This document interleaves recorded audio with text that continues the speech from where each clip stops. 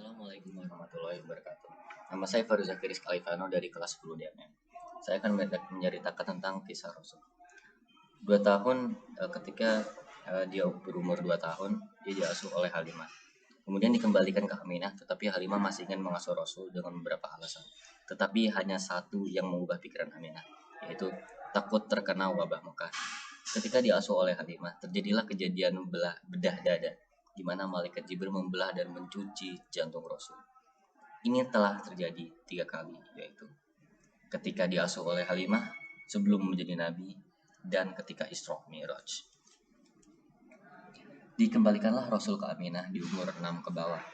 Kemudian Aminah memperkenalkan Rasul ke saudaranya Yathrib bersama Ummu Aiman. Kemudian ketika mereka di tengah jalan ke Mekah, Aminah meninggal dan Ummu Aiman membawa Rasul ke Mekah dan diasuh oleh Abdul Muthalib.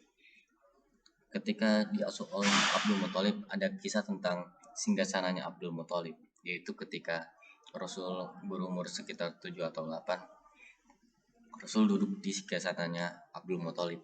Singgasana Abdul Muthalib itu adalah singgasana yang Abdul Muthalib melarang orang lain untuk duduk di situ, termasuk anaknya sendiri. Tetapi ketika Rasulullah duduk di singgasana itu, Abdul Muthalib juga duduk, kemudian dipangku. Kemudian beberapa waktu kemudian Abdul Muthalib meninggal dan diasuh oleh Abu Thalib. Rasul diajarkan mengembala domba dan mengajak berdagang di Syam di umur 12 tahun. Kemudian pernah dicegat oleh Bukhairah, yaitu pendeta Nasrani, dan dijamu. Ketika Bukhairah karena Bukhairah susah membedakan jika yang dilihat olehnya itu tanda-tanda kenabian atau syaitan. Awal mula Rasul ada di luar menjaga barang dagangan dan ditanya-tanya untuk memastikan apakah itu tanda-tanda nabi dan memang benar Rasulullah adalah nabi. Di umur 15 tahun Rasul ikut perang Fijar, hanya membawa senjata-senjatanya saja. Fisiknya sudah siap untuk perang di umur 15 tahun. Kemudian orang Quraisy membentuk Hilfu Fudur untuk memberantas kedoliman yang ada di kota Mekah. Ash bin Wa'il berhutang dan dia tidak mau bayar. Kemudian Zubair bersyair di Bukit Qubais. Zubair orang yang berbeda. Yang tadi Zubair, yang ini Zubair. Zubair adalah seorang panglima dan dia mendengar syair Zubair. Dan Zubair geram dan meminta bantuan kepada 3 suku. Zubair adalah saudara kembarnya ayahnya Rasulullah. Abdullah bin Jada'an, orang yang pernah memberikan 1000 pakaian dan unta, memasuki rumah Ash bin Wa'il agar Ash bin Wa'il membayar utang, dan akhirnya dia membayar dengan mencicil. Ketika Rasul 25 tahun, ketika dia baru usia 25 tahun, dia mendapatkan amanah yang besar untuk berdagang dari Khadijah binti Khuwailid dan berdaganglah ke negeri Syam dengan barang dagangan yang banyak. Ketika ia ke sana, ia ditemani oleh Maisarah. Tugasnya adalah menjaga barang dan memperhatikan gerak-geriknya untuk menceritakan ke Khadijah karena Khadijah sudah mempunyai rasa kepada Rasulullah. Khadijah sebelumnya sudah pernah menikah dan dia menikah dengan Rasul di umur 28. Tanda-tanda Nabi muncul dan Maisarah didatangkan oleh sebuah pendeta dan ditanyakan siapakah dia. Maksudnya dia adalah Rasul. Dan Maisarah menjawab, dia dari tanah haram dan dia orang Quraisy. Rasul membawa pulang bukan uang, tapi barang-barang yang dibutuhkan di Mekah. Dan Khadijah akhirnya memberitahu rasanya kepada Rasulullah SAW. Dan mereka mempunyai 5 anak sebelum kenabian Rasul dan 1 setelah kenabian. 10 tahun setelah mereka menikah, dalam usia 35 tahun, ada kejadian harta dicuri di bawah Ka'bah dan Allah menurunkan ular untuk menjaga Ka'bah. Mereka mengumpulkan uang yang cukup dan halal. Kemudian ada kapal Romawi terdampar di Jeddah dan orang yang menemukan kapal itu di Jeddah memberikan itu untuk merenovasi Ka'bah. Karena kayu dari kapal Romawi itu adalah kayu yang istimewa. Walid membawa palu dan menghancurkan tembok Ka'bah untuk merenovasinya. Karena yang lain ketika ingin menghancurkannya dan hanya untuk merenovasinya, takut akan azab yang akan datang. Di umur 37 sampai 39, Rasul mencintai menyendiri di Gua Hira beberapa hari dalam bulan Ramadan.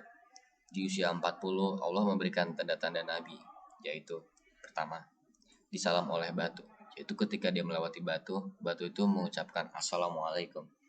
Dan kedua, salamnya pohon, sama seperti batu, tapi ya kali ini yang menyalam adalah pohon.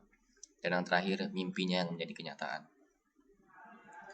Dalam usia 40 tahun, di bulan Ramadan didatangkan oleh seorang laki-laki dan laki-laki tersebut datang tanpa salam dan berkata, Iqra, dan turunlah surat Al-Alaq 1-5. Rasul merasa ketakutan dan dia diselimutkan dan dia minta diselimutkan.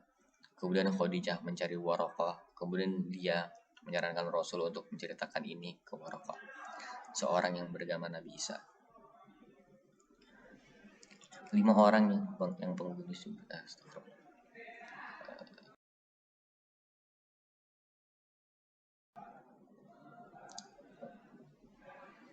Ketika Rasul berdakwah di Shafa di tahun 3 kenabian, Rasul berdakwah secara terang-terang. Tetapi Rasul melarang sahabat berdakwah terang-terang. Dan sahabat berdiskusi tentang siapa yang akan berdakwah membaca Quran terang-terang. Awalnya tidak bolehkan, tapi akhir-akhirnya dibolehkan. Kemudian Abdullah bin Mas'ud yang ditolak telah dibolehkan. Abdullah bin Mas'ud adalah orang yang badannya kurus dan kecil. Kemudian ketika dia berdakwah, dia dipukuli oleh orang Quraisy sampai pingsan. Kemudian Umar melihat ini, dan ini adalah di mana hati Umar mulai terbuka dan merasakan inilah Islam. Apakah inilah Islam yang orang kurus itu masih bisa kuat dipukuli. Gitulah. Kemudian orang Quraisy berkumpul dan mendiskusikan di Darun Nadwah. Walid bin Mughirah akan masuk Islam, dan orang Quraisy makin khawatir karena zaman ini orang Mekah sangat musyrik dan Abu Jahal termasuk orang musyrik. Abu Jahal mengetok rumah Walid karena dia bilang dia akan mengatasi Walid bin Mughirah agar dia tidak menjadi Islam. Dan dia membuat Walid marah dengan mengatakan, ya Walid, orang Quraisy percaya jika antum meminta makan kepada Abu Bakar. Walid bin Mughirah adalah orang yang kaya. Dia adalah orang yang bertanggung jawab untuk menggantikan kain yang ada di Ka'bah setiap 2 tahun sekali. Itu sangat mahal. Dan ini seperti ejekan untuk Walid bin Mughirah. Kemudian Walid bin Mughirah marah. Dan salah satu syarat untuk orang Quraisy percaya, dan karena percaya dia tidak meminta makanan kepada Abu Bakar, syaratnya adalah untuk mengajak Rasulullah sebagai penyihir. Itu saja yang saya akan ceritakan kali ini. Assalamualaikum warahmatullahi wabarakatuh.